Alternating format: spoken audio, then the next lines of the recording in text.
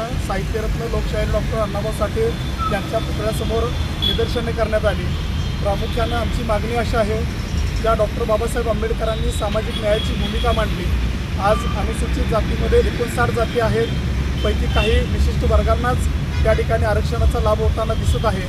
वंचितातील वंचित जाती म्हणून जवळजवळ 57 जाती आहेत आणि या 57 जाती या आरक्षणाच्या लाभापासून वंचित आहेत। 1 ऑगस्ट 2024ला सर्वोच्च न्यायालयानं निकाल दिला की अनुसूचित जाती आरक्षणाचं उपवर्गीकरण अ ब क ड प्रमाणे झालं पाहिजे।